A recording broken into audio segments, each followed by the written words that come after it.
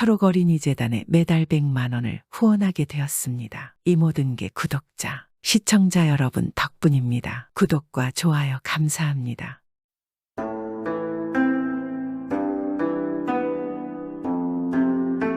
이번 이야기는 송담이라는 조선 최고의 유학자의 뛰어난 해안에 대한 이야기입니다. 송담은 어릴 때는 개망난이이자 한량이었지만 도적에게 죽임을 당한 것을 피하게 되자 정신을 차리고 학문에만 매진하여 조선 최고의 유학자가 되었습니다. 송담은 해안은 보통 사람들과 달랐으며 남들이 보지 못한 것을 보았습니다. 그는 인물이 그렇게 비범하니만큼 육감이 남보다 뛰어나서 보통 사람으로는 능히 할 수 없는 일을 행하는 것이 많으니 여기에 몇 가지 이야기가 전해집니다. 한 번은 그가 김해 부사로 새로 부임하여 관하 지방을 순회하게 되었는데 한 마을에 당도하였습니다. 그런데 어떤 집에서 곡성이 낭자하게 들리었습니다. 그는 이상하게 생각하여 관졸을 보내 그 연유를 조사하여 오라 하였습니다. 그러자 관졸이 돌아와 비통한 모습으로 말하는 것입니다. 나으리, 그 곡성은 다름이 아니라 젊은 안악의 곡성인데 사실인즉 간밤에 집에 불이 나서 집이 다 타고 남편 되는 사람까지 다 타 죽어가지고 그렇게 애통하게 울고 있는 것입니다. 어찌나 사고 현장이 처참한지 저도 눈 뜨고 보기가 힘들었습니다. 송당은 관졸의 보고를 듣고 즉시 그를 앞세우고 안악이 울고 있는 집을 찾아갔습니다. 가서 보니 과연 집은 불에 타서 흙만 남은 빈터에 불에 타 죽은 시신을 거적으로 덮어놓고는 어여쁜 젊은 안악이 머리를 풀어헤치고 옆에 앉아서 넋두리를 해가며 아주 비통하게 울고 있었습니다. 보통 관리 같으면 그런 광경을 본다면 선심을 쓴다며 돈냥이나 또는 모시배필 같은 것을 주어서 장사나 잘 지내게 하고 심상하게 갈 것이지만 그는 그것을 볼 때 벌써 남보다 다른 관점과 촉이 있어서 아무 말도 하지 않고 관졸을 시켜 다 죽었다는 시체를 검시하도록 했습니다. 그러자 관졸이 시체를 검안을 다하고 상황을 말했습니다. 시신은 반드시 누워있는데 전면은 아주 까맣게 탔으나 땅의 닿은 부분은 그러니까 뒤편은 의복만 조금 타고는 그대로입니다. 얼마나 불이 크게 났는지 알 수가 있습니다. 송담은 그때까지도 아무 말도 하지 않고 다시 관졸에게 명했습니다. 너는 지금 시장에 가서 돼지 2마리를 사가지고 오너라. 병들거나 시름시름거리는 것 말고 튼튼하고 힘이 넘치는 것으로 말이다. 마을 사람들의 생각에는 송담이 부사이기 때문에 저 여인을 불쌍히 여겨서 돼지를 줘서 장사에 술안주감이나 하게 하려고 그런가 보네. 사람들은 뜻하지 않게 돼지고기를 먹을 것이라 생각했습니다. 그리고 관졸이 송담이 말한 튼튼한 돼지 2마리를 사왔습니다. 그것을 보고 송담이 말했습니다. 2마리 돼지 중에서 1마리는 죽여라. 그리고 살아있는 돼지와 함께 우리에 가두어 놓고 볏짚을 가지고 와서 불을 지펴라. 두돼지 위에다 집단을 잔뜩 덮은 다음에 거기에 불을 지르니 죽은 돼지는 물론 그대로 타고 산 돼지는 뜨거움에 몸부림을 치며 몸 여기저기 불이 붙고 난리도 그런 난리가 없었습니다. 시간이 지나고 송담은 두돼지를 보았습니다. 이미 죽어있는 돼지는 오직 윗부분만 타고 산 돼지는 발버둥치다 온몸이 다 타버린 것을 보고 관졸들에게 말했습니다. 내 범인을 알겠구나. 지금 곡을 하고 있는 저 안악을 당장 붙잡으라. 그러자 관졸들이 안악을 잡아다 송담 앞에 데려다 놓았습니다. 그 광경을 본 마을 사람들은 쑥덕거리며 말하는 것입니다. 지금 남편이 죽어 저리도 비통하게 울고 있는 아녀자를 잡다니 아무리 부사지만 이건 정말 너무한 것 아닌가. 그러나 송담은 안악을 노려보며 말했습니다. 너도 잘 보거라. 이미 죽은 돼지는 윗부분만 불에 탔고 살아있는 돼지는 발버둥을 치다 온몸이 불에 탔다. 여기 시신이 모두 땅에 닿은 편은 타지 않았는데 그것은 이미 불이 나기 전에 죽어 있었다는 것이다. 너는 지금 나온 마을 사람들을 기만하는 것이냐? 어찌 된 것인지 바른대로 고하라. 그러자 여인은 어쩔 줄을 몰라 하고 결국 죄를 실토하였습니다. 부사날이 말이 옳습니다. 제가 남편을 죽이고 불을 질렀습니다. 왜 그리한 것이냐? 그래도 너의 지압이이지 않느냐? 사람이 사람을 해할 정도면 뭔가 연유가 있을 터인데.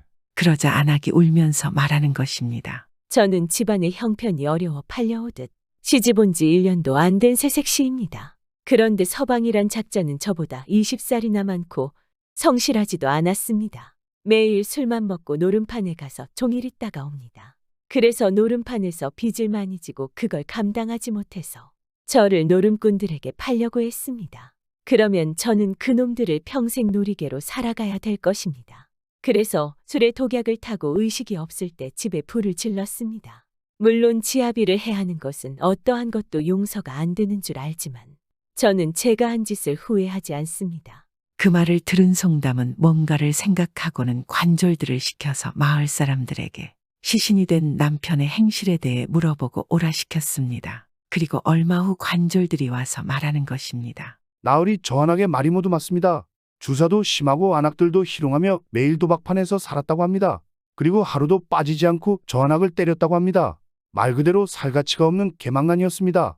그러자 송담은 뭔가를 생각을 하고는 안악을 보고 말했습니다. 그래, 너는 고생이 많았구나. 얼마나 괴로웠는지 알겠구나. 그러나 나라에는 국법이 있느니라. 처벌은 면할 수가 없다. 지아비를 해한 죄는 극형이 마땅하지만 내 너를 불쌍히 여겨서 1년 동안 감옥에서 투옥을 하거라. 그리고 평생 속죄하며 살 거라. 그러자 안악은 고맙다고 연거푸 인사하며 관졸에게 끌려갔습니다. 그리고 세월이 흘러 어느 날 그의 집에 웬 못 보던 새가 들어와서 울어댔는데 아무리 쫓아내도 계속 들어와서 시끄럽게 울어댔습니다. 그러자 송담은 옛말에 들새가 집으로 들어오면 주인이 장차 집을 떠나게 된다고 하였으니 이 관아에 전에 못 보던 새가 와서 우는 것을 보면 필경 내가 이곳 부사에서 해임되는 것이다. 그것도 새가 순하게 울지 않고 크게 놀란 목소리로 우는 것을 보면 부사에서 해임되는 것이 그냥 해임되는 것이 아니라 무슨 죄명으로 몰려 해임되는 것이다. 라고 말하고 즉시 집 안으로 들어가 부인에게 말하여 떠나갈 행장을 차리게 하니 부인과 식솔들이 그것이 웬 까닭이냐고 묻자 그저 행장만 차리고 있을 뿐이다. 곧 이곳을 떠나게 될 것이다. 그런데 얼마 후 과연 한양으로부터 금부도사가 내려와서 그를 역적 도모죄로 잡아가게 되었습니다. 그가 김해부사로 있는 중 어떤 탐욕한 권문색가가 문서를 위조하여 남의 전답을 빼앗으려다가 서로 소송이 되었는데 송담이 탐욕한 권문색가의 관상을 알고는 공정하게 판정하여 권문색가를 패소시켰더니 권문색가가 원한을 품고 한양에 가서 그가 역모한다고 무고하여 그리 된 것이었습니다. 그때 중종은 연산군을 몰아내고 새로 즉위한 건만은 임금이었기에 민심이 아직 불안한 중에 있던 까닭에 행여나 신하들이 무슨 역적의 마음을 먹고 반역의 행동이나 하지 않나 하고 항상 불안과 의심을 가지고 사방으로 신복들을 풀어놓고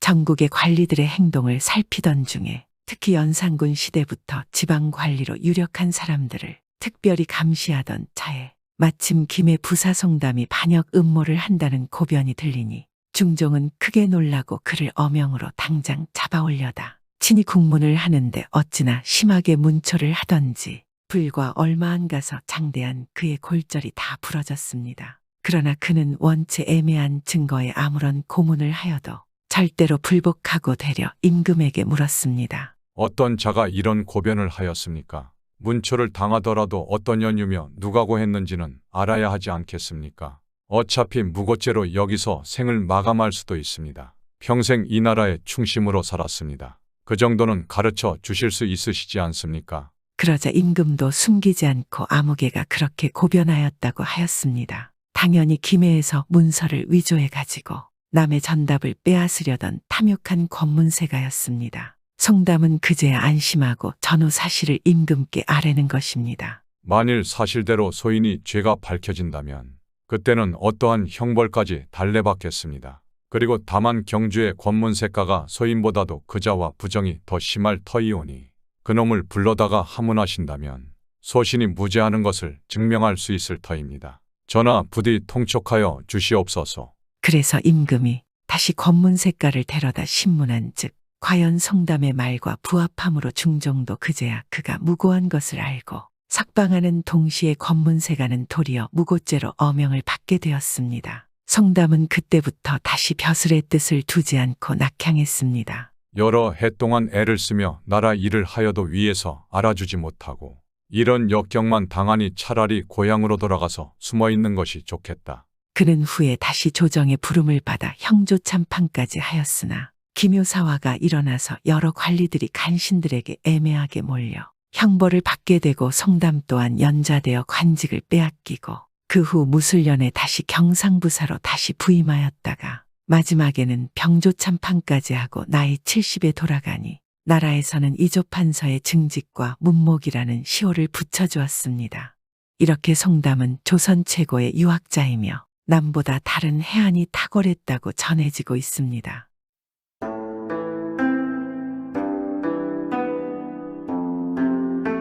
늙은 부부가 칠복이라는 외동아들과 함께 살고 있었습니다. 어느덧 늙고 병든 아버지는 칠복이의 손을 잡고 이런 유언을 남겼습니다. 내 사랑하는 아들 칠보가, 나는 이제 명이 다 된 것 같구나. 죽는 것이 두렵진 않으나 불쌍한 너의 어머니를 생각하니 눈을 감지 못하겠구나. 너의 어머니는 우리 집 문턱을 넘어들어온 그날부터 오늘 이때까지 할아버지, 할머니와 내 병시중을 드느라 편한 날이 하루도 없었단다. 또한 우리 집에 와서 병까지 얻었건만 약 한 첩 한 번 지어준 적이 없구나. 그러니 내가 죽은 다음에라도 꼭 의원이 되어 어머니의 병을 꼭 고쳐드려라. 이렇게 아버지의 유언을 이해하고 이행하기에는 너무나도 철부지인 칠복이었지만 아버지가 돌아가신 지 3년이 지나자 과부가 된 어머니 앞에 무릎 꿇고 앉아 아버지의 유언을 실행하자면 어떻게 해야 되느냐고 물었습니다. 이 말을 들은 어머니는 칠복이의 비장한 결심을 알고는 대답하였습니다. 어린 내가 아버지의 유언을 마음에 새기고 의원이 되겠다니 그 생각 기특하고 장하구나. 훌륭한 의원이 되려면 일단 글을 배워야 한단다. 그래서 써놓은 의서들을 읽어야 하겠는데 우리 집엔 너를 서당에 보낼 만한 돈도 없고 이애미는 무식하다 보니 너를 알려줄 수도 없구나. 그러니 미안하지만 내 앞길은 내 손으로 마련해야겠다. 옛말에 앉은 영웅보다 나돌아다닌 무식쟁이가 낫다고 했으니 방방곡 꼭 돌아다니며 보고 들으면 견식도 넓어지고 아는 것도 많아질 게다. 기왕 내가 큰일을 하려고 하는 이상 이애미 걱정은 말고 내일부터라도 집을 떠나도록 하거라. 어머니의 말씀은 그러하오나 아프신 어머니를 혼자 두고 제가 어디를 갈 수 있겠습니까? 내 몸에 병이라는 거야. 해수병밖에 없는데 이젠 고질이 돼서 하루 이틀에 나을 병도 아니고 내가 아버지의 유언을 시행하는 날이면 내 병도 뚝 떨어질 테니 그런 줄 알고 걱정 말고 내일 떠나도록 하거라. 꼭 중도에 물러설 생각 말고 10년 전에는 이 애미를 볼 생각을 아예 말아라. 어머니의 간곡한 말씀에 감격한 칠복이는 큰 뜻을 품고 인사하고는 정처 없는 유랑의 길을 떠났습니다. 길을 떠난 지 반년 만에 한 서당에 심부름꾼으로 들어가 부지런히 일하면서 짬짬이 등 넘어 공부를 하여 막힘없이 볼 수 있고 쓸 수 있게 되자 5년 만에 서당을 떠나 또 다시 정처 없이 떠돌아다니며 입술이 닳도록 묻고 팔목이 붓도록 적었습니다. 그러던 어느 해 무더운 삼복절이었습니다. 길을 가다가 샘터를 만나 목을 적시는데 정자 아래 할머니 한 분이 계셨습니다. 할머니께 인사를 올리고는 올해의 춘추가 얼마나 되셨는가 물었습니다. 나도 어느덧 나이를 먹다 보니 내일 모레면 80번째 생일을 맞는다오. 칠복이는 저도 모르게 놀라면서 할머니께서 장수하신 비결은 무엇이냐고 정중히 물었습니다. 글쎄다. 보다시피 산 좋고 물 맑고 공기 맑은 이곳에서 이날 이때까지 부지런히 일한 보람이랄까. 할머니, 그럼 혹시 그 사이에 아프신 적은 없으셨나요? 지금까지 병이라곤 해수병 말고는 걸린 적이 없지. 해수병이라는 말에 칠복이는 바싹 다가앉으며 물었습니다. 할머니, 무슨 약을 쓰셨나요? 글쎄, 내 신세의 약은 무슨 약이겠나. 그때 지나가던 한 노인의 말씀대로 불개미를 잡아먹었지. 그래서 효험을 보셨나요? 보고 말고 그 후부턴 이날 이때까지 약이라곤 통 모르고 지냈다네. 이 말을 들은 칠복이는 그 즉시 고향으로 달려가 어머니의 병을 고쳐드리고 싶었습니다. 그러나 10년 동안 공부하고 명의가 되어서 돌아오라던 어머니의 목소리가 귓전에 울리는지라 백지와 붓을 꺼내놓고 적기 시작하였습니다. 이 사람아, 그걸 적어서는 뭘 하나? 실은 저의 어머님이 만성의 수병으로 고생하신 지가 수십 년이 되었습니다. 그래서 돌아가면 어머니의 병을 고쳐드리고 또 후세들이 해수병에 걸리면 할머니 말씀대로 치료해드리려고 적고 있습니다. 이렇게 칠복이는 가는 곳마다 묻고 적은 내용들을 정리하여 책으로 묶어 두었습니다. 물처럼 쉼없이 세월은 흘러 칠복이가 집을 떠난 지도 어언 8년이 되었습니다. 그동안 갈아 신은 집시는 얼마며 발이 터져 흘린 피는 얼마인지 모릅니다. 괴롭고 고통스러울 때마다 어머니는 이 시각에도 해수병으로 고생하시면서도 이 아들이 훌륭한 의원이 되어 돌아오기를 빌고 있겠지. 그런데 내가 이렇게 편안히 보낼 수 있단 말인가 하고 자문자답하면서 지새운 밤도 얼마인지 모릅니다. 이렇게 8년 세월을 보내고 하루는 달과 별과 동무하여 온 밤을 걷다 날이 밝아오는데 자세히 사방을 둘러보니 꿈에서도 그리던 고향 마을 뒷산이었습니다. 그렇게 자신의 집을 바라보며 달려가려던 칠복이는 못 박힌 듯 집 앞에 선 채 눈물을 쏟고야 말았습니다. 10년 전에는 자기를 볼 생각하지 말라던 어머니의 모습이 눈에 선이 떠오르고 그 목소리가 너무나도 쟁쟁이 울려왔기 때문입니다. 아서라, 이제 2년만 더 배우면 되겠는데 내가 그 사이를 못 참아서 어머니의 간곡한 말씀을 어긴단 말이냐. 칠복이는 붓을 꺼내어 해수병에 대한 처방을 똑똑하게 쓰고는 집 울타리 안에 떨어뜨렸습니다. 이때 어머니의 기침 소리가 들려오자 문을 열고 뛰어들고 싶었으나 속으로 눈물을 삼키며 발길을 돌리었습니다. 어머니, 이제 2해만 더 기다려주세요. 아버지의 유언대로 어머니 말씀대로 꼭 훌륭한 의원이 되어 돌아오겠습니다. 칠복이가 이렇게 큰 뜻을 품고 2년을 더 배워 10년이 되던 그해 늦은 봄날이었습니다. 꽃들이 만발한 속으로 건노라니 갑자기 백발로인 한 분이 웃음을 띄우고 자기 앞에 나타나서는 말을 하였습니다. 내가 여기서 자네를 기다린 지도 어언 10년이 되었네. 자네의 이름이 칠복이 맞지 않는가? 누구시온데 비천한 소생의 이름까지 알고 계십니까? 허허허, 나야 이 산속에 살다 보니 아무것도 모르는 둔재이지만 바로 10년 전에 천문도사께서 경치 좋고 아름다운 이곳에 오셨다가 이 책과 침구를 주면서 임자가 찾아올 것이니 주라고 하셨네. 이젠 주인을 만났으니 한시름 났네. 어서 밖에나. 백발로인은 어리둥절에 서 있는 칠복이에게 전서와 침구를 넘겨주고는 천문도사께서는 이 책을 주면서 부디 천문을 누설하지 말 것이며 전설을 통달한 후에는 안다고 뽐내지 말라 하셨네. 그리고 자네가 아무리 천설을 가졌다 해도 천민들의 병을 고쳐주지 않는다면 전설은 쓸모가 없다고 하셨네. 그러니 이 말을 가슴에 새기고 명심해서 처사하도록 하게. 라고 하더니 말씀이 끝나자 갑자기 실안개 속으로 소리 없이 사라졌습니다. 칠복이는 꿈을 꾸지나 않았나 해서 눈을 비비고 다시 봐도 노인은 간 곳 없는데 자기 손에는 확실히 천서와 침구가 쥐어 있었습니다.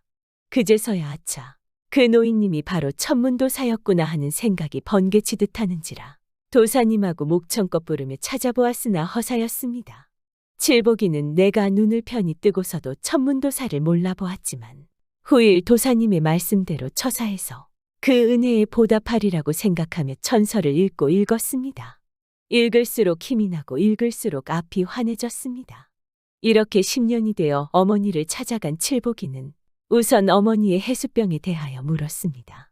그랬더니 어머니는 어느 날 우리 집 마당에 뜬금없이 약 처방이 있길래 그대로 했더니 죄다 나았다는 것이었습니다. 칠복이는 그 처방을 알려주신 할머니의 모습을 그리며 빙그레 웃었습니다. 그래, 10년 동안 누구한테서 뭘 배웠느냐?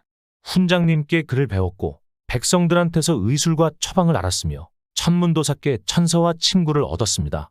훈장님한테서 글을 배웠으니 그 은공 잊지 말고 백성들한테서 의술을 배웠으니 앞으로 백성들의 병을 이 애미병으로 알고 치료해드려라. 그것만이 천문도사의 은혜에 보답하는 길이다. 이때부터 칠복이는 자기를 찾아오는 환자는 물론이요, 누가 앓는다는 소식만 들으면 야밤중이라도 찾아가 봐주고야 시름을 놓았습니다. 소문을 듣고 환자들이 떼를 지어 모여들었고 환자들이 모여들수록 칠복이는 눈코 뜰 새 없이 바빴지만 그럴수록 사는 보람을 느꼈습니다. 그러나 한 해 두 해 흘러가고 이름이 나고 생활이 펴지자 기와집을 덩실하게 지어놓고 꽃 같은 꽃분이를 아내로 얻고 보니 환자들에 대한 정성이 나날이 못해갔습니다. 이런 일로 인하여 모자지간에 가끔 가다 언성이 높아갈 때도 있었습니다. 얘야, 요즘 너가 많이 변한 것 같구나.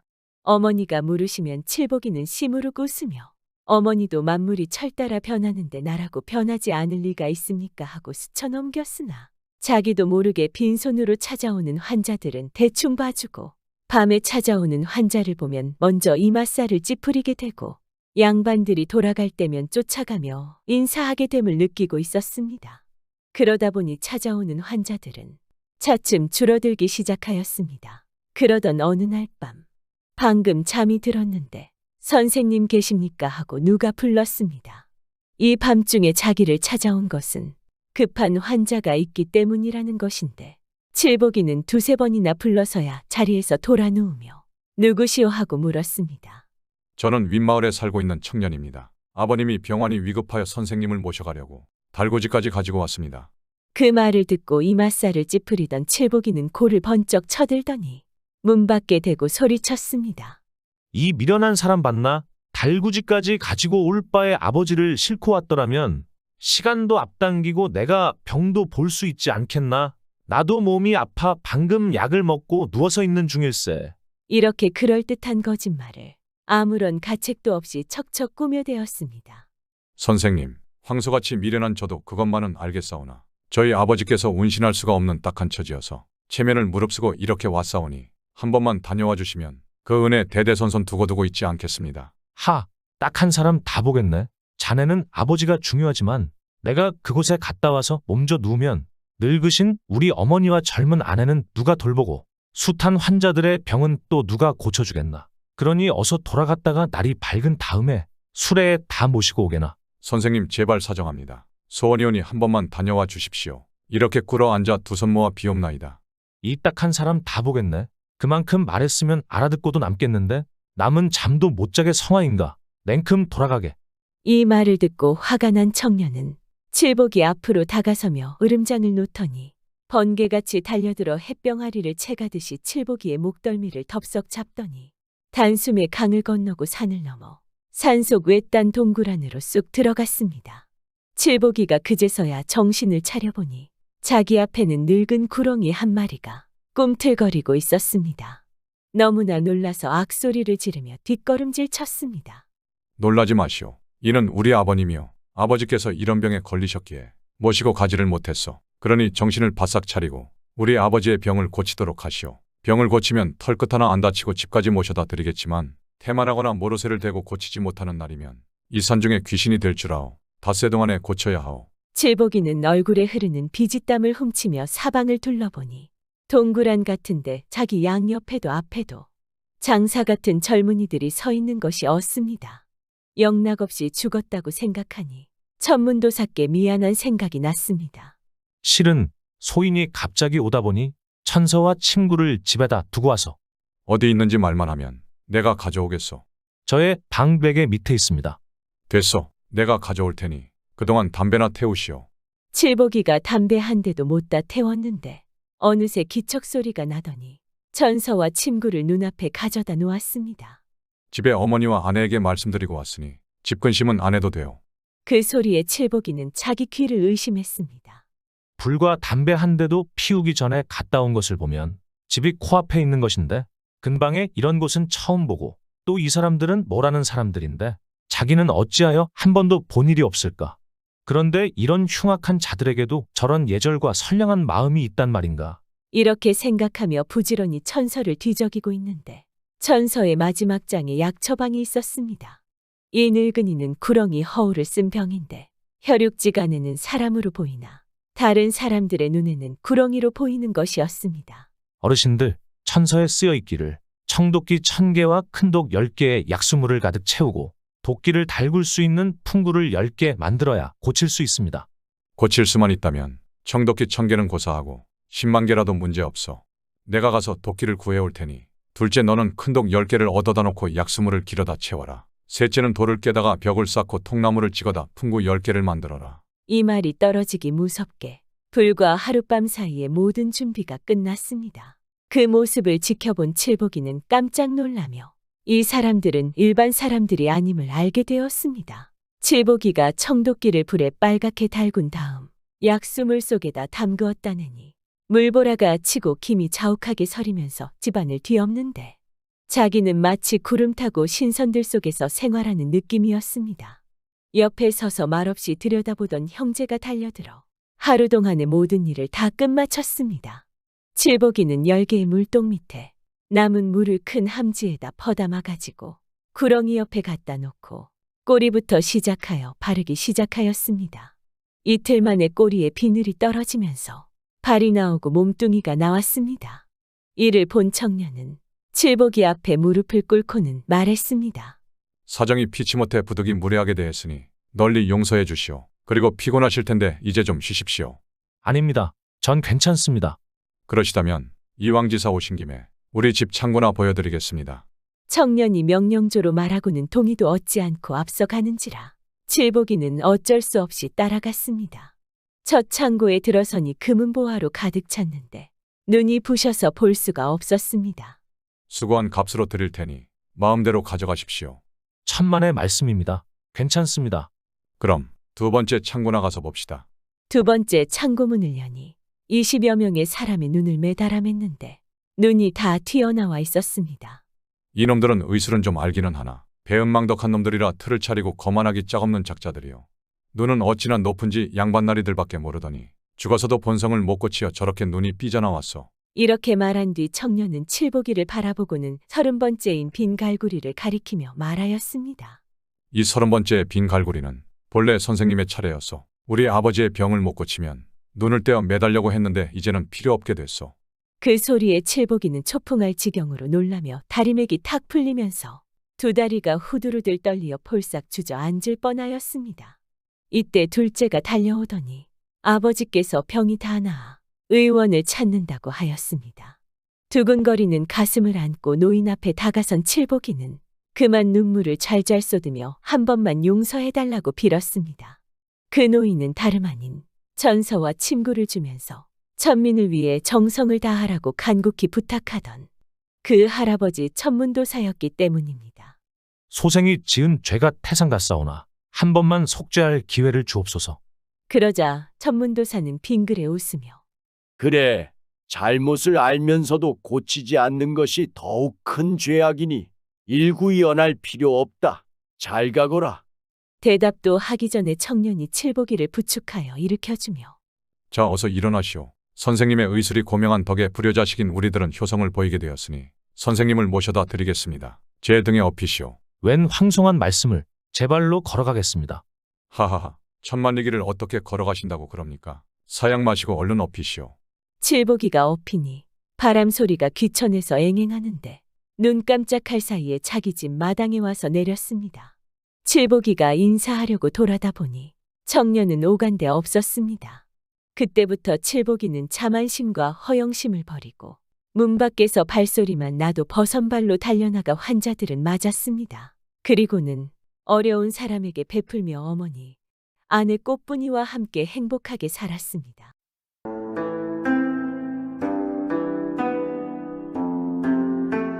옛날 옛적 어느 곳에 한 선비가 딸 하나 낳고 아내가 죽어서 후처를 얻었는데 이 후처는 제가 낳은 자식을 여러 때리고 와 살면서 의붓딸을 몹시 구박했습니다. 후처는 성품이 아주 고약하고 인간사 도리를 모르는 나쁜 여자였던 것입니다. 이런 못된 안악을 선비가 모에 홀린 듯 제취를 한 것입니다. 그럼 착한 딸은 어떤 대우를 받겠습니까? 데리고 온 자식들은 밥도 잘 먹이고 편한 일만 시키면서 의붓딸은 밥도 잘 안 먹이고 굳은 일만 시키는 거짓말입니다. 이렇게 밤낮 구박을 하다가 그것도 성에 안 차서 의붓딸을 내쫓았는데 나가서 밥도 못 빌어먹게 하느라고 아주 두 손을 잘라서 내쫓았습니다. 내쫓긴 딸은 거렁뱅이가 되어서 여기저기 돌아다니면서 겨우겨우 밥을 얻어먹고 목숨을 부지했는데 하루는 어떤 마을에 갔더니 커다란 기와집 담장 밖으로 감나무 가지가 쑥 나와 있고 거기에 먹음직스러운 감이 주렁주렁 달려 있었습니다. 배가 고픈 차에 얼마나 그 감이 먹고 싶은지 감나무 밑에 쪼그리고 앉아서 나무만 쳐다보고 있었습니다. 손이 없으니 감을 따려야 딸 수도 없고 그러니 한숨만 쉬면서 쳐다보고 있을 수밖에 없지 않겠습니까? 그러다가 딸은 감나무 밑에 쪼그려 앉은 채로 얼핏 잠이 들었습니다. 마침 그때 그 기와집 담장 안에서는 이 집 아들이 방에서 글을 읽고 있었거든 말입니다. 글을 읽다가 졸려서 깜박잠이 들었는데 꿈속에 저희 집 감나무 밑에 선녀가 내려와 있는 모습이 보이더란 말입니다. 잠이 깬 총각이 그거 참 이상한 꿈이다 하고 밖에 나가보니 감나무 밑에 웬 비렁뱅이 계집아이가 쪼그려 앉아 졸고 있지 않겠습니까? 그냥 들어가서 글을 읽다가 깜박 잠이 드니 꿈속에 또 선녀가 감나무 밑에 내려와 있는 모습이 보이는 것입니다.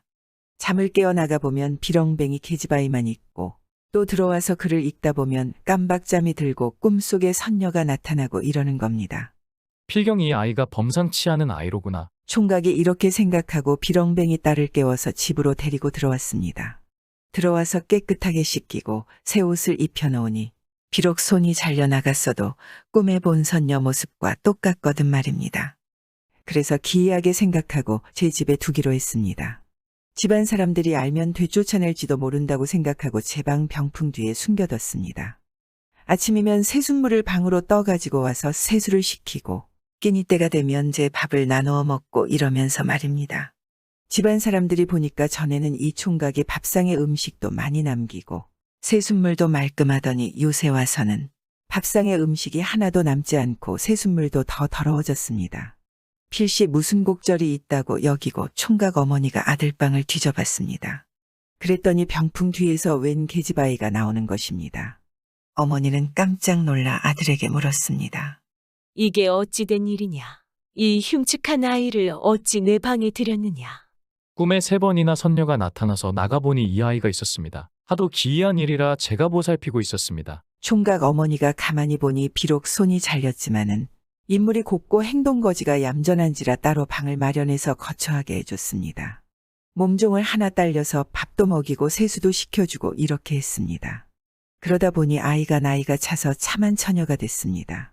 그래서 이 집에서는 이 처녀를 아들하고 혼인을 시켜 며느리로 삼았습니다.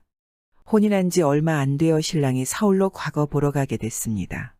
떠나면서 신랑은 색시에게 좋은 일이든 굳은 일이든 일이 생기면 편지를 써서 서울로 기별을 해달라고 그랬습니다. 신랑이 과거 보러 떠난 지 얼마 안 되어 색시가 아들을 낳게 됐습니다. 색시는 이 소식을 얼른 남편에게 알리고 싶어 편지를 써서는 머슴을 시켜보냈습니다. 머슴이 편지를 가지고 서울로 올라가는데 가다가 날이 저물어서 어떤 집에서 하룻밤 자게 됐습니다. 그런데 하필이면 그 집이 색시를 쫓아낸 계몬의 집일 게 뭐겠습니까? 색시 집머슴이 하룻밤을 지내면서 이런저런 이야기를 하다가 저희 새마님이 손이 없다는 말까지 하게 됐습니다. 그 말을 듣고 계모는 필시 제가 손을 잘라 쫓아낸 의붓딸일 거라고 여기고 밤중에 몰래 머슴의 옷을 뒤져 편지를 꺼내봤습니다. 보니까 쫓겨난 의붓딸이 부잣집 외동아들의 아내가 되어가지고 떡두꺼비 같은 아들까지 낳았다는 말이거든 말입니다. 계모가 그만 셈이 잔뜩 나서 가짜 편지를 써서 바꿔 넣어놨습니다. 가짜 편지에는 그 집 어머니가 쓴 것처럼 해서 며느리가 아들을 낳는다는 것이 팔도 없는 흉측한 것을 낳아서 내쫓아야겠다 라고 써놨습니다. 머슴은 그것도 모르고 가짜 편지를 가지고 서울로 올라가서 신랑한테 전했지 뭡니까. 신랑이 편지를 보고 답장을 써서 보내는데 그렇더라도 내가 갈 때까지는 내쫓지 말고 그대로 두세요. 하고 써보냈습니다. 그런데 답장을 가지고 내려가던 머슴이 또 계모네 집에서 하룻밤을 묵게 됐단 말입니다. 계모는 하인이 잠든 틈에 편지를 꺼내보고는 또 가짜 편지로 바꿔놨습니다. 당장 애미와 아이를 내쫓으세요. 부정타게 어찌 그런 아이와 한 집에 있겠습니까? 하고 써서 다시 넣어두었습니다. 머슴이 아무것도 모르고 가짜 편지를 가지고 집에 돌아가니 어머니가 아들 편지를 보고 참 이상하게 생각했지만 필경 무슨 곡절이 있어서 그러려니 하고 편지에 써놓은 대로 며느리와 아이를 내쫓았습니다. 색시는 갓난아이를 데리고 엄동설안의 집에서 쫓겨나 여기저기 걸식을 하며 떠돌아다녔습니다. 하루는 어느 골짜기를 지나다가 목이 말라서 샘물을 마시는데 아이를 등에 업은 채로 엎드려 물을 마시다 보니 아이가 그만 미끄러져 샘물에 빠져 들어가려고 하는 것입니다. 색시는 급한 나머지 손도 없는 팔을 내밀어 아이를 붙잡으려고 안간힘을 썼습니다. 그런데 이게 웬일이지 않겠습니까? 갑자기 샘물에서 두 손이 나와서 팔목에 척 붙지 뭡니까? 색시는 잘렸던 손을 다시 찾아서 성한 몸이 됐습니다. 색시는 그 뒤에도 아이를 데리고 여기저기 돌아다니다가 어느 주막집에 가서 일을 해주고 붙어 살게 되었습니다. 서울로 과거 보러 간 신랑이 급제를 해가지고 집으로 돌아와 보니 색시와 아이가 쫓겨나고 없지 뭡니까. 자초지종을 들어보니 누군가 편지를 바꿔치기 했다는 것을 알았지만 우선 색시를 찾는 일이 더 급하니 색시를 찾아 나섰습니다. 신랑은 등짐장수 차림을 해가지고 방방곡곡을 돌아다니면서 색시를 찾았습니다.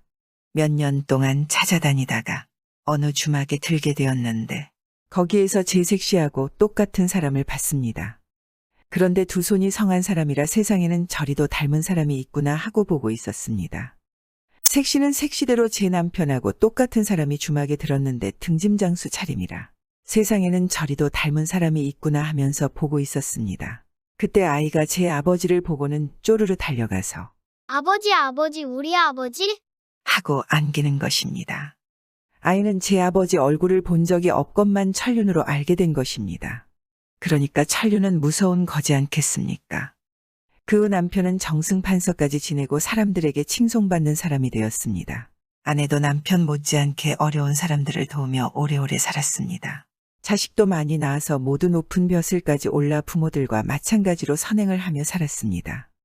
가짜 편지를 써서 색시를 해코지 한 계모는 관에 고해서 벌을 받게 됐는데 옥중에서 이상하게 알 수 없는 병에 걸려 눈이 멀고 입이 뭉그러져 말을 할 수 없게 되었습니다.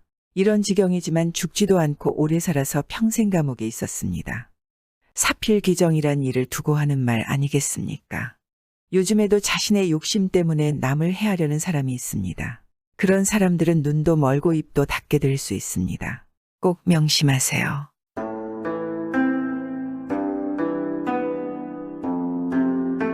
옛날 옛적에 어느 마을에는 어린 딸과 단 둘이 살고 있는 한 호라비가 있었습니다. 원래 부인과 함께 살았는데 부인과의 사이는 아주 금슬이 좋았고 서로를 너무도 사랑했었습니다. 하지만 불행히도 부인이 혼인을 한 후 4년 만에 병에 걸려서 세상을 떠나게 되었고 결국 남편과 부인 사이에서 낳은 딸만 남게 되었습니다. 딸의 이름은 꽃분이었습니다. 꽃분이는 죽은 어머니의 외모와 성품을 아주 닮았습니다. 호라비는 자신의 딸을 지극정성으로 잘 키웠습니다. 비록 혼자의 몸으로 너무나 힘들었으나 어머니의 빈자리를 느끼지 않게 해주기 위해서 누구보다 열심히 일하고 딸을 돌봤습니다. 그리고 그런 딸이 어느덧 아버지를 생각해 줄 나이가 되었습니다.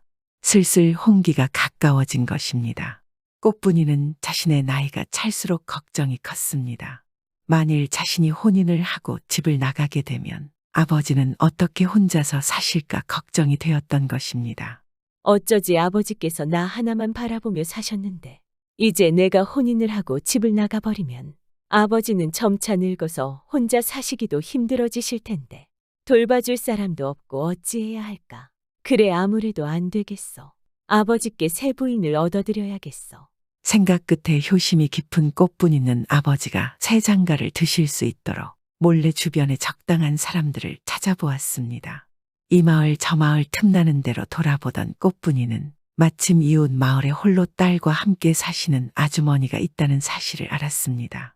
그리고 그녀 또한 몹시 외로워한다는 사실을 알았습니다.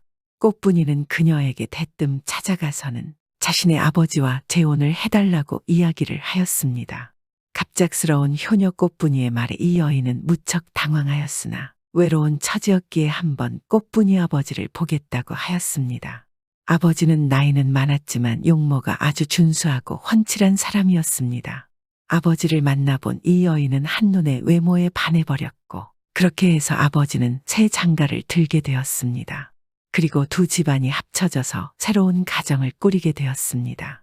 아버지 새어머니 그리고 새어머니가 데려온 동생 효녀딸 꽃분이는 이 새로운 식구들과 오순도순 잘 살아가기를 기대했습니다.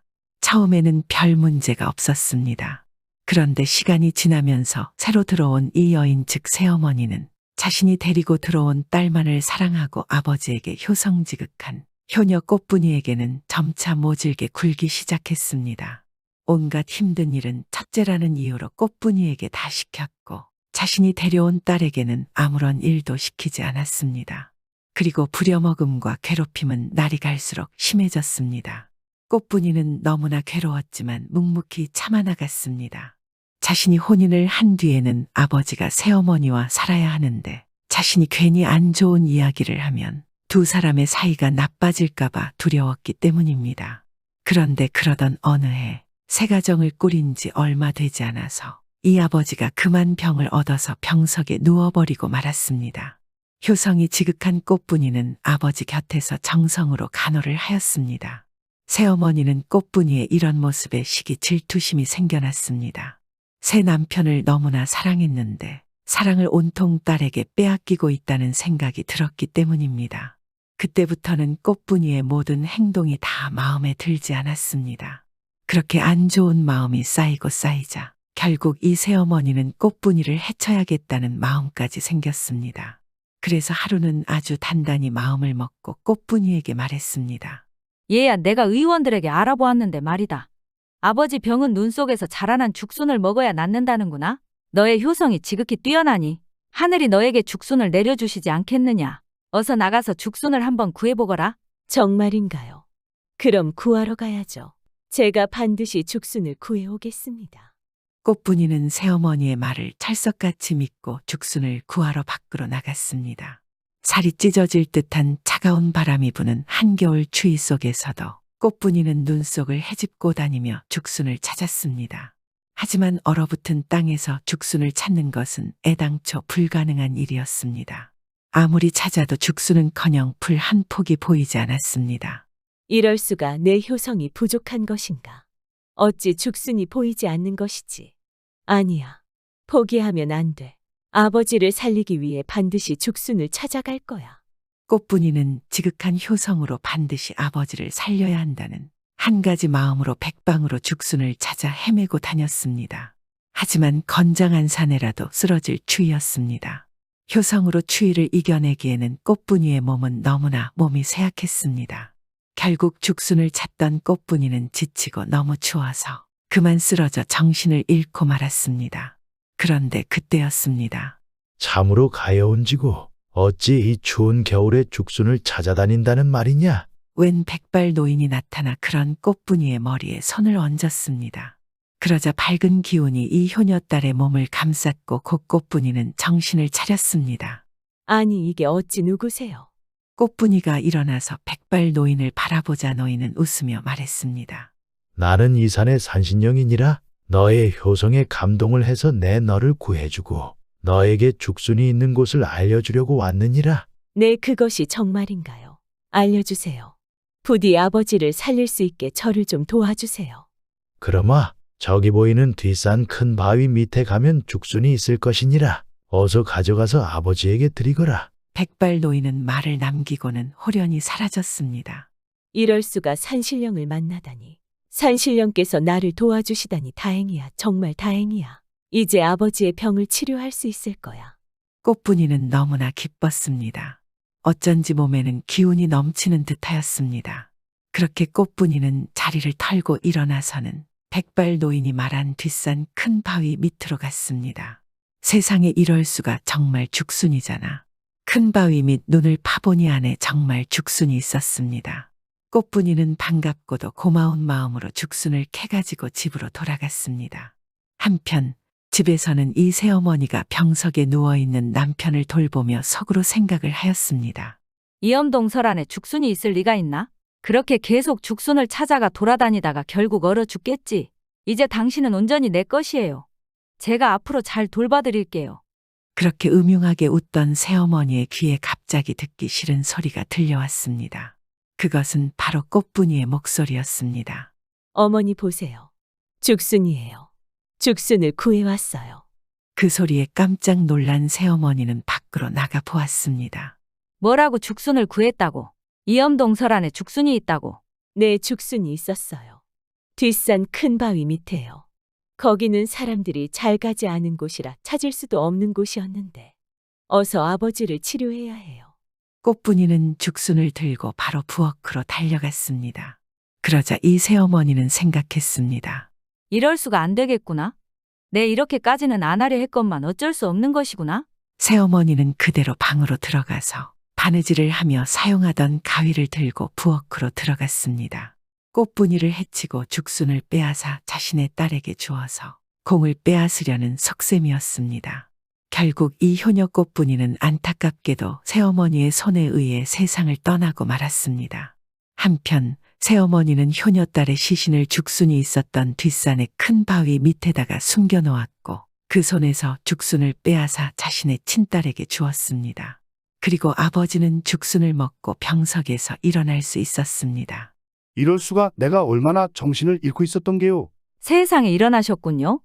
몇 달을 이러고 계셨어요. 정말 다행입니다. 이 새어머니는 진심으로 너무나 기뻐하였습니다. 그런데 이 아버지가 주변을 아무리 둘러봐도 꽃분이가 보이지 않았습니다. 아니, 우리 큰딸이 어디 있는 것이오? 꽃분이 말이오. 아버지의 부름에 새어머니는 당황했지만 금세 침착해져서 말했습니다. 아무래도 살림이 어려워 먹을 것이 부족하고 또 병간호를 하면 너무 힘들어하길래 먼 곳에 친척집에 보내두었습니다. 그렇소이까 알겠소. 아주 잘했소이다. 아버지는 내심 꽃분이가 걱정되었으나 잘 있을 것이라 생각을 하였습니다. 하지만 그날 밤부터 이 아버지의 꿈에는 자꾸만 꽃분이의 울음소리가 들렸습니다. 그리고 울음소리를 듣다가 이 아버지는 잠에서 화들짝 놀라 깨어났습니다. 그러기를 며칠째 꿈에서 아버지는 울음소리를 듣고는 소리를 따라서 집을 나섰습니다. 아니, 이건 분명히 우리 딸의 소리인데 도대체 어디인가? 어디에서 나는 소리야? 계속 소리를 따라 걷고 또 걷던 이 아버지는 뒷산의 큰 바위 밑에까지 이르렀습니다. 그리고 그곳에는 자신의 사랑스러운 딸이 주저앉아 엉엉 울고 있었습니다. 아니, 꽃분아, 우리 딸 왜 여기에 이러고 있느냐? 아버지가 딸에게 달려가 보았고 딸이 고개를 든 순간 딸의 눈에서는 피눈물이 흐르고 있었습니다. 아버지는 너무나 깜짝 놀라서 그대로 뒤로 나자빠지며 꿈에서 깨어났습니다. 아니, 이게 무슨 꿈인가 이상하구나. 너무나 이상해 아버지는 꿈이 자꾸만 생각나서 아무래도 확인을 하고 싶었습니다. 그래서 다들 자고 있는 새벽에 몰래 집을 나섰습니다. 그리고 열심히 걸어서 꿈에서 봤던 뒷산의 큰 바위 아래로 가보았습니다. 그리고 그곳에서 이 아버지는 자신의 딸 꽃분이의 주검을 발견하였습니다. 아니, 이럴 수가, 이게 어찌 된 일인가? 왜 꽃분이가 여기에 있는 것이야? 그리고 그곳에는 딸이 죽게 된 원인이었던 가위도 있었습니다. 이것은 부인이 쓰는 바느질용 가위가 아닌가? 아니, 설마 친척 집에 보냈다더니. 그제서야 아버지는 자신의 새 부인이 자신의 소중한 딸을 죽였다는 것을 알게 되었습니다.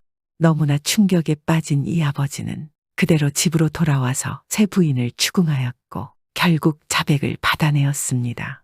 아버지는 한치의 망설임도 없이 새 부인을 관아에 고발하였고 모든 사실을 알고도 숨겼던 둘째 딸은 내쫓아 버렸습니다. 결국 이 새 부인은 죄값을 치르고 사형을 당하였으며 둘째 딸 또한 자신의 죄를 참회하며 결국은 절에 들어가 비구니로 살아가게 되었습니다. 모든 일이 끝나고 혼자 남은 이 아버지는 큰딸이 죽은 뒷산 큰 바위 밑으로 가서 대성통곡을 하였고 그 뒤로 매일 큰 바위 밑에 가서 딸의 혼을 달래는 기도를 드렸습니다. 이러한 일이 있고 난 이후로 마을 사람들은 마을 뒷산의 큰 바위를 가위를 뜻하는 가세를 써서 가세바위라고 했습니다.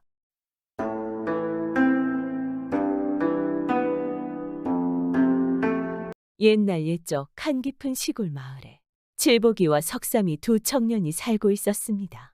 이 둘은 나이도 동갑인데다 또한 어찌나 서로 잘 맞는지 두 사람은 어려서부터 돈독한 사이였습니다. 서로 부모를 일찍 여의고 혼자이며 비록 가난하지만 서로 의지하면서 남부러울 것이 없었습니다.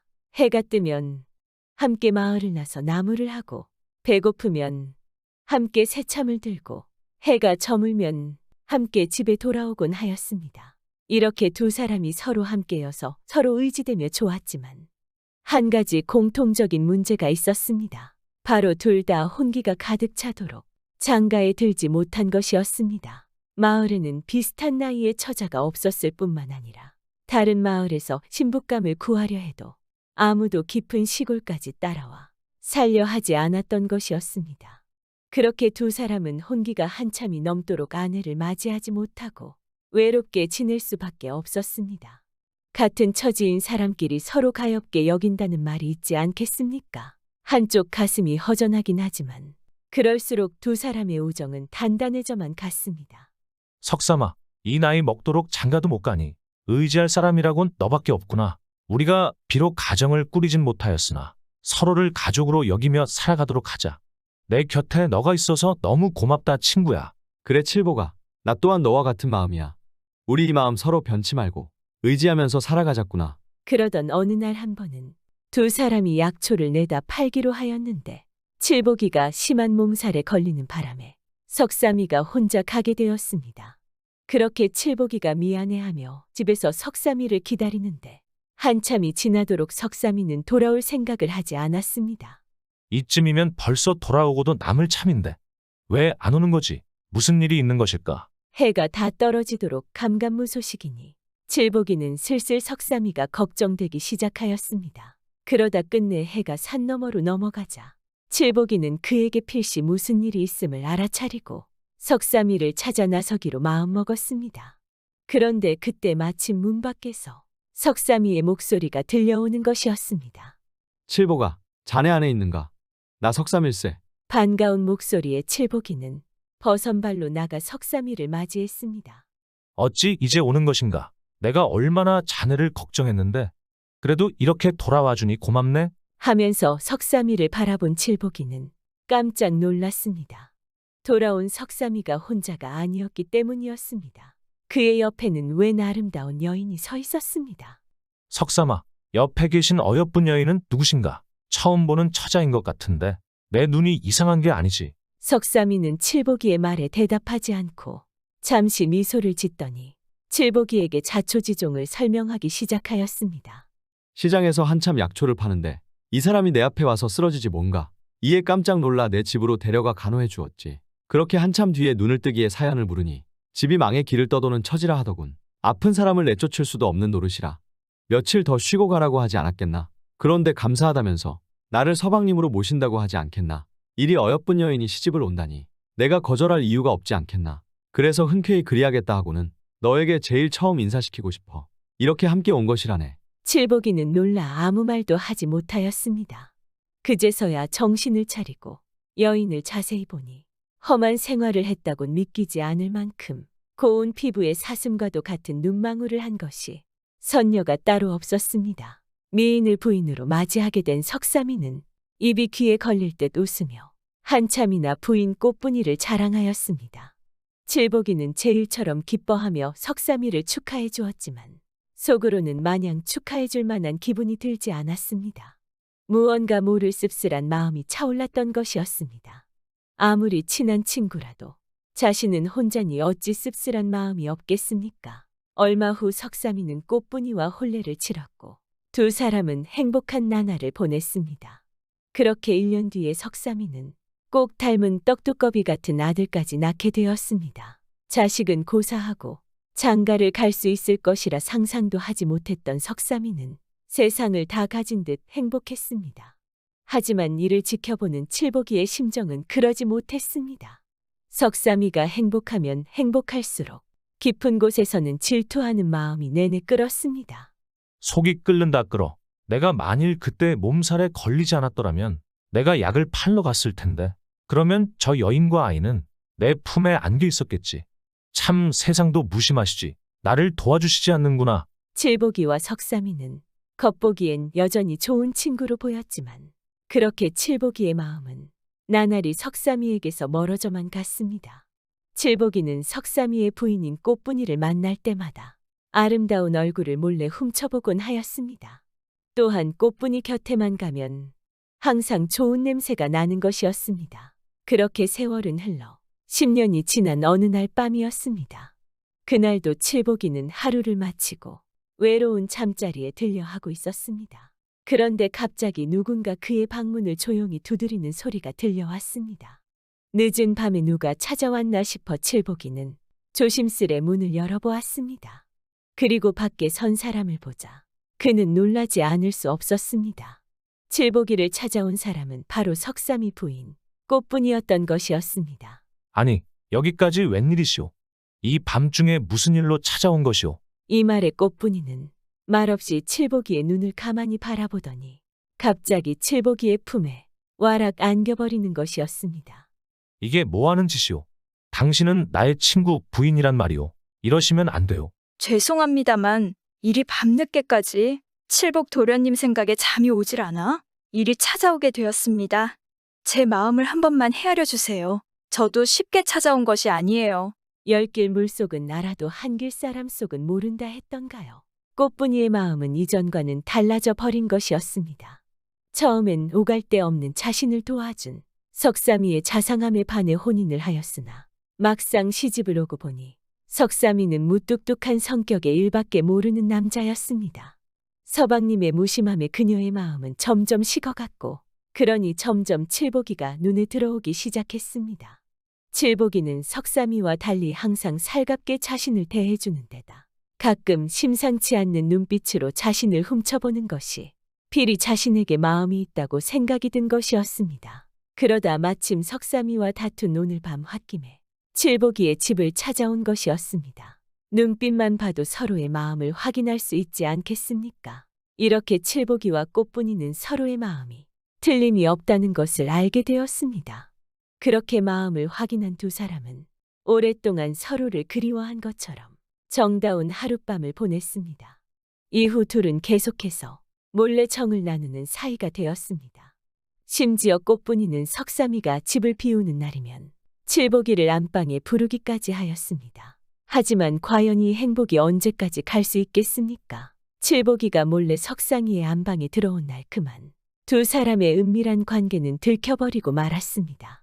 집에 있던 석삼이의 아들이 칠복이가 안방에 들어가는 것을 보고 만 것이었습니다. 삼촌이라 부르며 따르던 칠복이가 어머니와 정을 통한다는 사실을 안 아들은 하늘이 무너지는 듯하였습니다. 어린 마음에 얼마나 상처가 되었을까요? 이에 화가 치밀어 올라 바로 아버지에게 달려가 이 사실을 알리려 하였습니다. 하지만 이 소식을 들은 아버지가 슬퍼할 것을 생각하니 쉽사리 그럴 수 없었습니다. 결국 말하지 못하고 아들은 끙끙 앓기만 하였습니다. 어느 날 석삼이가 내일 산골에 있는 밭으로 일을 하러 가게 되었습니다. 이에 꽃분이는 신이 났습니다. 산골밭이라면 꼬박 하루가 걸리지 않겠습니까? 꽃분이는 곧장 칠복이에게 달려가 이 소식을 알려주었습니다. 너무 기쁜 소식이 있어. 한 걸음에 찾아왔어요. 서방님이 밭일을 하러 간다고 하니 만나는 게 어떠시겠어요? 그러면 산 위에서 만나는 게 어떠하오? 내가 가는 길을 풀로 묶어서 표시해 둘 테니 그걸 보면서 따라 올라오도록 하시오. 만약 누군가 우리를 보면 나는 나무를 하러 온 것이고 당신은 나무를 캐러 온 길이라 답하면 될 것이오. 그렇게 은밀한 약속을 잡은 두 사람은 아무 일도 없었다는 듯 헤어졌습니다. 그리고 다음 날 석삼이가 떠나자 꽃분이는 곱게 화장을 하고는 칠복이와 먹을 점심을 챙기고선 아들에게 말했습니다. 아들아, 잠시 산에 나무를 캐러 다녀올 테니 집에서 조금만 기다리고 있으렴. 엄마가 맛있는 음식을 해놓았으니 꼭 챙겨 먹거라. 아들이 고개를 끄덕이자 꽃분이는 신이 나 산으로 향했습니다. 그리곤 칠복이가 풀로 묶어서 표시해 놓은 길을 따라 산을 오르기 시작하였습니다. 콧노래를 부르며 길을 걷다 보니 멀리 한 남자가 서 있는 게 보였습니다. 이에 꽃분이는 당연히 칠복이라 생각하고 달려가 외쳤습니다. 그런데 이게 웬걸? 남자는 칠복이가 아닌 진짜 서방님 석삼이었습니다. 아니 부인, 여기까지는 어쩐 일이오? 위험할 텐데 이리 올 줄 알았으면 같이 오지 않았소. 꽃분이는 깜짝 놀랐지만 태연히 대답했습니다. 어쩐 일은요? 서방님이 너무 보고 싶어 따라왔어요. 미리 말하면 서방님이 따라오지 말라고 할까봐 말씀 못 드렸어요. 석삼이는 그런 꽃분이의 대답에 내막도 모르고 기분이 좋아졌습니다. 허허, 오늘 참 좋은 날이구려. 아들놈도 그렇고 마누라도 그렇고 다 내가 보고 싶다고 이리 찾아오다니. 아들이 있다는 말에 깜짝 놀란 꽃분이가 그제야 주변을 살피니 아들이 멀리서 흙놀이를 하고 있지 않겠습니까? 사정은 이러했습니다. 지난밤 아들은 잠에서 깨어 변소에 가게 되었는데 우연히 칠복이와 어머니가 나누는 말을 듣게 된 것이었습니다. 집이 바로 이웃에 있으니 어찌 못 들을 수 있었겠습니까? 두 사람이 또다시 만나는 것을 알게 된 아들은 도저히 가만히 보고 있을 수가 없었습니다. 이에 어찌할까를 고민하는데 문득 좋은 수가 떠올랐던 것이었습니다. 다음 날 어머니가 집을 나서자 아들은 지름길로 어머니를 앞지르고는 칠복이가 묶어놓은 풀을 풀었습니다. 그러고는 아버지가 계신 쪽으로 풀을 엮어놓았습니다. 그렇게 꽃분이는 칠복이가 아닌 석삼이에게 가게 된 것이었습니다. 어찌 이렇게 어린 나이에 이런 생각을 할 수 있었을까요? 사정을 알 리 없는 꽃분이는 얼떨떨해하며 어색하게 세 식구는 밥을 나누어 먹었습니다. 그런데 갑자기 아들이 말을 하는 것이었습니다. 아버지, 듣자 하니 칠복이 삼촌도 나무를 캐고 왔다고 하던데 가서 데리고 올까요? 아마 끼니도 거르고 계실 텐데 같이 먹으면 어떨까요? 이에 꽃분이는 기뻐하며 아들의 말을 거들었습니다. 우리 아들 기특하구나. 어떻게 그런 생각을 할 수 있니? 서방님, 마침 챙겨온 새참도 넉넉하니 같이 들어도 좋겠네요. 이에 석삼이도 좋은 생각이라 하며 아들에게 칠복이를 데려오라고 하였습니다. 이때 칠복이는 하염없이 꽃분이를 기다리고 있었습니다. 한참을 기다려도 꽃분이가 오지 않자 슬슬 걱정이 되던 찰나 어디선가 인기척이 들려왔습니다. 이에 그는 꽃분이가 왔다 생각해 신이 나서 외쳤습니다. 왜 이렇게 늦게 온 것이오? 어서 빨리 오시오. 그런데 멀리 나타난 것은 꽃분이가 아닌 그녀의 아들이었습니다. 이에 어리둥절해 하는데 그가 묻기도 전에 꽃분이의 아들이 숨을 헐떡이며 소리치는 것이었습니다. 삼촌 얼른 도망가세요. 아버지가 삼촌을 죽인다고 쫓아오고 있어요. 아버지가 다 알게 되었어요. 제발 저린 칠복이는 깜짝 놀라 더는 물어볼 것도 없이 헐레벌떡 달아나기 시작했습니다. 아뿔싸, 들통이 난 모양이로구나. 한편 아들은 다시 아버지에게 돌아가서는 귀에 대고 속삭였습니다. 아버지, 칠복이 삼촌이 도끼 자루가 부러졌다네요. 아버지께 도끼 좀 갖다 달라 전하셨어요. 지금 바로 와달라고 하시네요. 급하신가 봐요. 이에 석삼이는 칠복이를 돕고자 도끼를 챙겨 그에게로 향했습니다. 그렇게 석삼이가 도끼를 든 채 떠나자 멀리서 이를 지켜보고 있던 꽃분이가 아들에게 물었습니다. 아들아, 내 아버지는 도끼를 들고 어딜 가시는 게냐? 무슨 일이 있는 게냐? 그러자 아들이 태연히 대답했습니다. 어머니, 아버지가 칠복이 삼촌을 죽인다면서 도끼를 들고 쫓아가셨어요. 뭐라고? 그게 사실이란 말이냐? 이에 꽃분이는 너무 놀라고 겁에 질려 얼굴이 백지장처럼 하얘져 버렸습니다. 그러고는 어쩔 줄을 몰라 하다 이내 혼비백산하여 집으로 달아나 버렸습니다. 한편 칠복이는 한참을 도망가고 나서야 아무도 따라오지 않는다는 것을 깨달았습니다. 이제야 칠복이는 석삼이의 아들 녀석이 장난을 쳤다는 것을 알게 되었습니다. 어린 놈이 날 속였구나. 그런데 왜 날 속인 거지? 뭔가 이상하긴 하구나. 그런데 잠시 후 멀리서 발걸음 소리가 들려오는 것이었습니다. 그에게 다가오는 사람은 다름 아닌 도끼를 든 석삼이었습니다. 칠복이는 기절초풍하며 자리에서 일어나 다시 도망가기 시작했습니다. 내 잘못했네. 석삼아, 제발 나를 용서해 주게. 하지만 칠복이 목소리가 잘 들리지 않은 석삼이는 영문도 모르고 계속해서 도끼를 내밀며 칠복이를 따라갈 뿐이었습니다. 무슨 소리인가? 어서 이리 와서 도끼를 받아. 왜 계속 도망을 치는 것이야? 오히려 차분히 말하는 석삼이의 말에 칠복이는 오히려 더욱 두려움에 떨며 전 먹던 힘까지 쥐어짜며 도망치기 시작하였습니다. 그렇게 칠복이가 필사적으로 도망치자 석삼이는 끝내 그를 놓쳐버리고 말았습니다. 이에 그는 칠복이의 이상한 행동에 의아해하며 다시 밭으로 돌아왔습니다.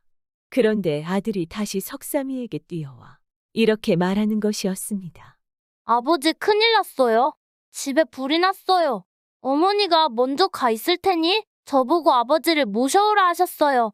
빨리 서둘러야 해요. 말은 하늘의 날벼락 같은 말에 석삼이는 깜짝 놀라 도끼를 내려놓을 생각도 못하고 황급히 집으로 달려갔습니다. 한편 꽃분이는 가마솥 뒤에 숨어 벌벌 떨며 어찌할지를 고민하고 있었습니다. 곧 서방님이 집으로 돌아올 텐데 일을 어찌하면 좋을꼬? 나는 이제 끝났구나. 이 순간 갑자기 누군가 집대문을 거칠게 열어 젖히는 소리가 들려오더니 집 주위 여기저기를 분주하게 돌아다니는 듯 했습니다. 이에 꽃분이는 불길함을 느끼며 살며시 밖을 내다보니 아니나 다를까 도끼를 손에 든 서방님이 숨을 헐떡이며 집안을 살피고 있는 것이었습니다. 부인, 어디 있소? 내가 왔으니 걱정하지 마시오. 어디 있는 것이오? 꽃분이는 눈앞이 캄캄해지는 듯했습니다. 이에 꼼짝없이 죽었구나 싶어 제 발로 밖에 나가 석삼이 앞에 무릎을 꿇고 사정하기 시작했습니다. 아이고, 서방님, 제가 잘못했어요. 다시는 안 그럴 테니 살려만 주세요. 제발 다시는 절대 이런 일 없을 거예요, 서방님. 하지만 영문을 알 리 없는 석삼이는 어리둥절할 뿐이었습니다. 그런데 그때 아들이 집안에 뛰어들어오더니 아버지의 귀에 대고 속삭였습니다. 아버지, 어머니가 집에 불이 났다 장난을 치신 건가 봐요. 저렇게 잘못했다 비시니 그만 용서해 주세요. 어머니도 참 이럴 때 보면 애기 같으세요. 이에 칠복이는 허탈해하며 안도의 한숨을 내쉬고는 이내 꽃분이를 달래주었습니다. 괜찮소 부인. 일어나시오. 하지만 2번은 용서하지 않을 것이오. 다시는 그러지 마시오. 이에 꽃분이는 통곡하며 다시는 서방님을 속이지 않으리라 다짐 또 다짐하였습니다. 모든 사실을 알고서도 용서해 주었다고 생각하는 꽃분이는 얼마나 석삼이가 고맙지 않을 수 있겠습니까? 또한 겁에 질린 칠복이는 다시는 꽃분이 앞에 나타나지 않았습니다. 정말 잘 키운 한 명의 아들 덕분에 석삼이네 집은 그 전처럼 다시 행복을 찾기 시작하였습니다. 어떻게 어린 나이에 저런 생각을 할 수 있을까요? 아무리 어렵고 힘든 일이라도 한 번 더 차분히 생각하고 현명하게 방법을 찾는다면 좀 더 행복하게 살아갈 수 있지 않을까요?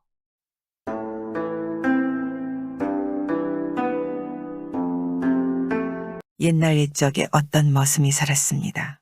집이 너무 어려워 어려서부터 양반집 머슴살이를 했습니다. 10년이 지나자 하던 머슴살이를 그만하고 그동안 일한 세경을 받아서 10년 전 떠나왔던 집으로 돌아가는 길입니다.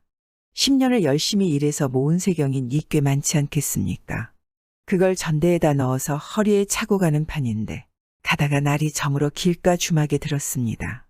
주막에 들어서 밥을 먹고 뒷간에 가려고 보니 허리에 찬 전대가 무척 거치적거리겁니다. 그걸 차고 볼일을 보다가 흘러내리는 날에는 뒷감당도 못할 것 같는 것입니다. 그래서 어찌할까 망설이는데 마침 뒷간 들머리에 큼지막한 돌절구가 하나 있는 것입니다. 옳지, 저기에다 넣어두면 되겠다. 보는 사람도 없으니 거기 잠깐 넣어두고 뒷간 갔다 온 데서 무슨 탈이 날 것 같지는 않단 말입니다. 그래서 그렇게 했습니다. 돌절구 안에 전대를 넣어두고 뒷간에 들어가서 볼일을 보고 나왔습니다. 아, 그런데 나와보니 그새 전대가 없어졌습니다. 감쪽같이 사라져 버린 거지 뭡니까? 아이고, 이 일을 어쩌겠습니까? 10년을 머슴에서 번 돈을 몽땅 잃어버렸으니 눈앞이 캄캄하지 않겠습니까? 가만히 생각해보니 자기가 뒷간에 있을 동안 그 앞을 지나간 사람이라곤 주막 주인인 과부주모밖에 없는 것입니다. 아까 잠깐 주모가 돌절구 근처를 얼쩡거리는 걸 봤거든 말입니다. 귀신이 한 짓이 아닌 다음에야 누군가 손을 댔단 얘긴데 그게 주모 말고는 도무지 그럴 사람이 없단 말입니다. 그래서 주막 주모한테 물었습니다. 아까 혹시 돌절구 안에 돈 넣어둔 건 못 봤소? 그러니까 주모가 손사래를 치면서 하는 말이 아, 못 봤어. 거기에 뭐가 있었단 거죠? 그래서 다시 물었습니다. 내가 뒷간에 있을 동안 절구 근처를 지나간 사람은 주모밖에 없는데 정말로 못 봤단 말이오. 그러니까 주인이 펄쩍 뛰면서 하는 말이 거참 생사람 잡는군. 못 봤다는데 왜 넋지요? 도대체 거기에 뭐가 있다는 거죠? 옥신각신하다가 안 되겠다 싶어서 이 사람이 그 길로 관가에 갔습니다. 그가나의 원님은 판결을 잘하기로 소문났습니다. 판결이 명계에서 불만을 가지는 사람들이 없는 것입니다. 과부주모는 조금 찜찜하지만 모증거가 없으니깐 뭐 어떻게 되겠느냐 싶어서 대수롭게 생각 안 하고 무조건 못 봤다고 우겨야지 이런 생각이었습니다. 가서 머슴이 원님에게 자초지종을 낱낱이 아뢰었습니다.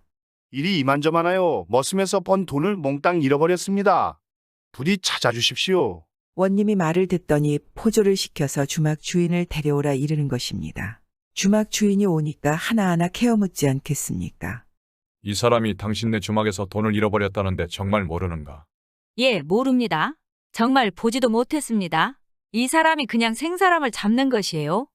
그때 주막 안에 다른 사람은 없었고 잘 생각해 보아라. 없었지만 나는 모르는 일입니다. 그러니까 원님이 고개를 끄덕끄덕 하더니 하는 말이 돈 잃은 사람은 있는데 본 사람은 없단 말이지.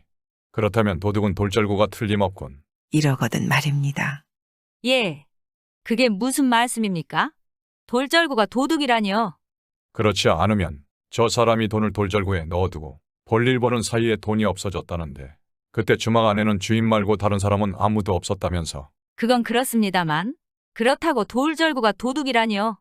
그런데 주인은 모르는 일이라니 돌절구밖에는 할 리가 없지 않나.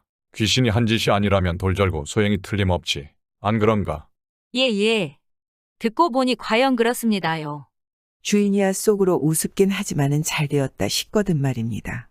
어쨌든 자기한테 죄가 안 돌아오게 됐으니 잘된 일이지 않겠습니까? 그런데 생각할수록 우스워서 쿡쿡 웃느라고 난리도 아닌 것입니다. 말도 못하고 움직이지도 못하는 돌절구가 도둑이라니 우습지 안 우습겠습니까? 명판결에 고을원님이라고 소문이 났지만 지금 보니깐 헛소문이었구나 하고 주모는 속으로 비웃었습니다. 바보가 아니고서야 그런 판결을 내리겠느냐 말입니다. 내가 괜히 속을 태웠구나 저런 바보한테. 그러거나 말거나 원님은 다시 말을 잇기를. 그래서 말인데 그 돌절구를 그냥 두어서는 안 되겠다. 그냥 두면 앞으로도 걸핏하면 도둑질을 할 것인즉. 그래서야 길손들 손에도 손해려니와 당신네 주막이며 우리 고을 소문도 나빠질 게 아닌가. 그걸 당장 없애야겠으니 주인은 내일 안으로 돌절구를 쳐다가 70리 박바다에 빠뜨리고 오라. 그리고 그 고을 원님에게 고하고 틀림없이 빠뜨렸다는 증서를 받아오라. 이런단 말입니다. 주막 주모가 들어보니 하늘이 노래질 일이 아니겠습니까? 그 무거운 돌절구를 70리 밖 바다에까지 어찌 나르겠습니까? 굳이 나르려면 못할 거야 없지만 그러려면 일꾼 품삯만 해도 엄청나게 될 것인데 그 짓을 어찌 감당하겠습니까? 줄 잡아도 훔친 돈 10배는 더 들겠단 말입니다. 안 되겠다 싶어서 원님 앞에 엎드려 애걸복걸을 했습니다. 사또 그러지 말고 그냥 제가 돈을 그냥 물어주면 안 되겠습니까? 아니 주인은 아무것도 모른다면서 애매한 사람이 덤터기를 써서 해야 될 말인가. 저희 집 돌절구 지신이 저한테도 허물이 없다 할 수 없지요. 그래 그러면 이런 돈을 다 물어주고 앞으로 다시는 그런 일 없도록 돌절구 단속을 잘 하겠는가. 그래도 절구가 죄를 지었으니 이런 돈의 2배를 저 사내에게 주어야 할 게야. 예. 여부가 있겠습니까? 2배로 보상을 하겠습니다. 이렇게 해서 머슴은 잃은 돈을 고스란히 되찾았다는 이야기입니다. 왜 명판결의 원님이라 소문이 났는지 그때 주모는 알았습니다. 그리고 2번 다시 손님의 물건에 손을 대지 않았습니다. 요즘에도 이런 현명한 원님들이 많다면 정말 억울한 사람들이 많이 없어지지 않을까요? 구독은 공짜입니다.